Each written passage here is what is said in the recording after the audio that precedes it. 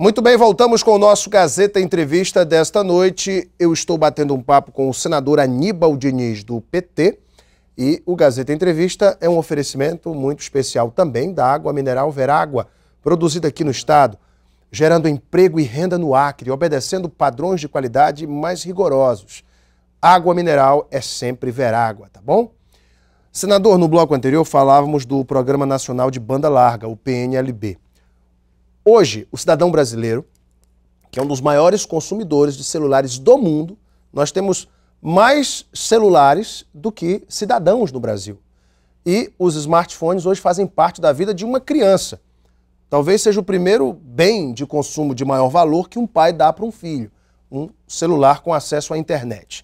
Muito bem, nós temos também um dos piores acessos do mundo à internet. Lenta, que cai constantemente, e a qualidade das ligações no Brasil. O que está faltando, senador? É fazer com que as operadoras, através de legislação, através de multas, de uma ação enérgica das agências reguladoras e do próprio parlamento brasileiro, cumpram com o seu dever com o consumidor? Como é que o senhor está analisando esse programa e o debate sobre a qualidade da telefonia no Brasil? Bom, tem um conjunto de fatores aí a serem considerados. O primeiro deles, a constatação é absolutamente verdadeira. A telefonia, a qualidade da telefonia no Brasil é muito ruim, muitas reclamações a respeito. Nós tivemos uma audiência pública na Comissão de Ciência e Tecnologia, em conjunto com a Comissão de Meio Ambiente, em que estava presente o ministro Paulo Bernardo das Comunicações, e ele ficou numa situação até desconfortável quando eu fiz uma pergunta mais dura para ele, que foi a seguinte pergunta: por que o comitê gestor responsável pela condução do Plano Nacional de Banda Larga não tem se reunido nos últimos 2 anos? Porque a gente pediu relatórios, informações a respeito de como é que estava o andamento exatamente da implantação do Programa Nacional de Banda Larga, e, para nossa surpresa, ficamos sabendo que o comitê gestor há 2 anos, fazia 2 anos que não se reunia, né? Então a gente fez essa cobrança do ministro e faz parte, inclusive, de um conjunto de cobranças que nós estamos fazendo junto às telefônicas, junto ao Ministério Público, junto à Controladoria Geral da União. O que ele lhe respondeu?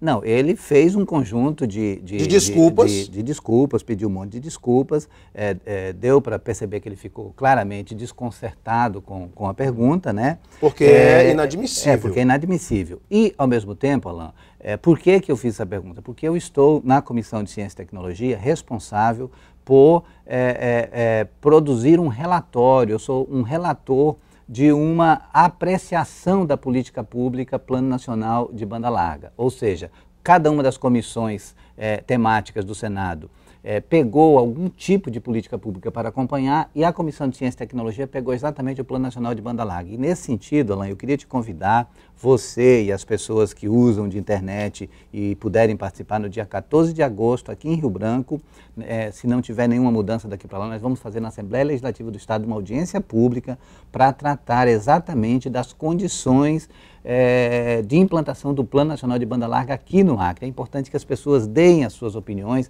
apresentem as suas reclamações e sugestões. E em relação ao ministro Paulo Bernardo, ele mostrou o seguinte, que o número de reclamações, em que pese, aparentemente o número de reclamações seja muito maior, mas o percentual no universo de usuários é um percentual mínimo, tipo assim, 3,5% a 4% de usuários que têm apresentado reclamações efetivas, que têm formalizado as suas reclamações.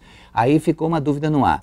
Ou há um número muito grande de pessoas que, apesar de não se sentirem contempladas com a qualidade do serviço, não apresentam suas reclamações, não formulam suas reclamações, ou as estatísticas do Ministério das Comunicações estão furadas. Então, essas possibilidades duas podem ser consideradas. É só consultar os órgãos de defesa do consumidor em todos os estados que as reclamações são inúmeras. São inúmeras, mas alguns consumidores do serviço móvel, do telefone celular, de tão já enervados que ficaram, deixam muitas vezes de reclamar, porque então já sabem que então tem dois caminhos aí, Alan, que nós vamos ter que observar. O primeiro deles é exatamente essa implantação do Programa Nacional de Banda Larga, as cobranças específicas a este respeito. E o segundo aspecto é a licitação para a faixa de 700 MHz. Por quê? Porque na faixa de 700 MHz serão concentrados, né, os serviços de TV digital e também os serviços de 4G, tecnologia 4G, que vem para tentar dar uma resposta efetiva no sentido da melhoria do serviço, porque vai ter mais banda, mais velocidade para todos. Qual é a polêmica? A polêmica é que na TV digital pode haver interferência do serviço de telefonia. E aí está se fazendo um estudo minucioso no sentido de que não haja ruído. Os técnicos do Ministério das Comunicações garantem que não vai haver esse ruído prejudicial, mas as emissoras, a ABERT, a organização voltada para as televisões, tem feito um protesto sistemático no sentido de que, tendo essa licitação conjunta, vai ter interferência e vai prejudicar o sinal da televisão, que hoje, querendo ou não, é um sinal de qualidade, né, que chega o sinal de televisão. O sinal digital hoje é um avanço, porque senão, é uma conquista das emissoras. A gente vai resolver um problema e criar outro. Mas isso tudo vai ter que estar caminhando simultaneamente. E eu tenho já à disposição dos diretores operacionais das teles, né, que querem, as operadoras, ter uma conversa, inclusive, para apresentar os seus relatos específicos para a constituição desse relatório que nós devemos produzir até novembro a respeito da situação da implantação do Plano Nacional de Banda Larga no Brasil. Senador, o senhor está acompanhando a Copa do Mundo e algumas manifestações no Brasil. A imprensa mundial relatou algumas dessas manifestações, embora elas estejam acontecendo num grau menor do que era previsto por algumas entidades de representação de classes. Como é que o senhor viu a questão do xingamento ao presidente Dilma na abertura da Copa e também das manifestações? O senhor acha que isso tem realmente surtido o efeito político que busca, que é justamente sensibilizar a classe política ou demonstrar um descontentamento com a presidente? Como é que o senhor vê isso tudo? Alan, inclusive tem no jornal A Gazeta de hoje, terça-feira, um artigo que estou publicando com a minha opinião a esse respeito. Considero que a ofensa, o xingamento praticado contra a presidenta Dilma foi assim, condenável sob todos os aspectos, né? Do ponto de vista do respeito à autoridade, porque ela é a presidenta eleita do Brasil e ela estará como presidenta até 31 de dezembro, ainda que não venha a ser reeleita, mas é candidata à reeleição, pode ser reeleita em outubro, né?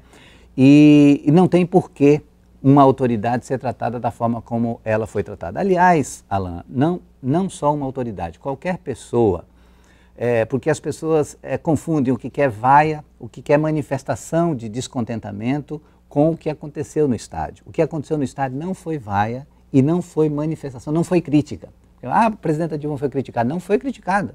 O que ela foi ofendida. Nós estávamos naquele ambiente ali da ala VIP, porque eu, como senador, fui convidado pela Confederação Brasileira de Futebol para estar naquele setor e eu estava. Eu vi qual foi o formato daquela manifestação, como ela surgiu e quais foram os termos que foram utilizados contra a presidenta. Alan, foi uma coisa tão baixa, tão rasteira, que isso, em qualquer botequim de periferia, quando um se dirige ao outro naquele tom, dá facada, dá tiro, dá morte. Ou seja, é um insulto, um incentivo à violência e não é nenhum tipo de contribuição para melhorar o Brasil, porque poderiam questionar o metrô. Eu fui de metrô, chegamos do aeroporto de Congonhas até o estádio com menos de 1 hora, pegando um ônibus e 2 linhas de metrô. Podiam criticar a entrada, as filas no estádio, não tinha, estava tudo organizadinho direitinho. Podiam criticar as orientações, não, tinha orientações, placas indicativas, tudo direitinho, assim, no melhor padrão possível. Mesmo sendo garantir um xingamento, que eu também discordo do xingamento, mas foi um xingamento baixo. Mas o xingamento também não é um descontentamento com a gestão da presidente?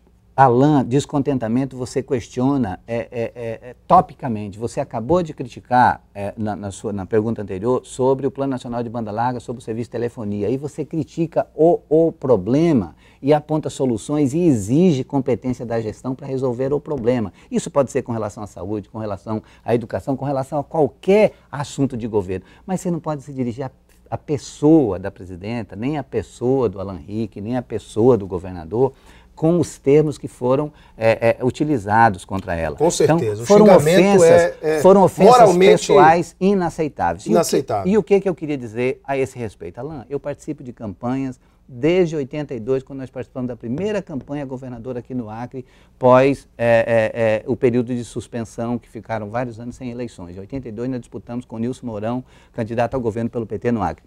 Em todas as campanhas eu participei e aprendi muito nesse processo. Não se ganha eleição com xingamentos, insultos e ofensas. Se ganha eleição com propostas. Então, os opositores da presidenta Dilma se achavam que iam ganhar simpatia nacional praticando essas ofensas, eu posso afirmar, eles quebraram a cara. Quebraram a cara e fizeram muito mal também os adversários candidatos ao quererem atribuir à própria presidenta a responsabilidade pelos xingamentos. Aí agora não, agora eles estão voltando atrás, o ex-presidente Fernando Henrique já se posicionou dizendo que aquilo é inadmissível em qualquer circunstância, podia ser com a presidenta Dilma, podia ser com qualquer outro presidente, com o presidente Lula ou com o presidente Fernando Henrique. Ofensas não contribuem para a consolidação da nossa democracia, porque a nossa democracia se faz com divergências e a gente respeita as posições contrárias, a gente luta para derrotar as opiniões das quais a gente diverge, mas nem por isso a gente vai faltar com respeito às pessoas. Então, o respeito às pessoas é o mínimo que a gente pode exigir para um convívio democrático, para uma democracia saudável, para o fortalecimento das nossas instituições democráticas. Então, o que eu posso dizer é que as manifestações, elas são bem-vindas. Todos têm direito de protestar, todos têm direito de reivindicar e a liberdade de expressão, ela se traduz nisso, garantido pela Constituição. Agora, ofensas pessoais não contribuem para nada. Conversei aqui com o senador Aníbal Diniz, do Partido dos Trabalhadores. Senador, obrigado pela tua vinda. Eu que agradeço, Alain, pela oportunidade e agradeço também a todos os nossos telespectadores que acompanharam aí atentamente esse momento da nossa conversa. Daqui a pouquinho nós voltamos para a sequência do Gazeta Entrevista. Até já!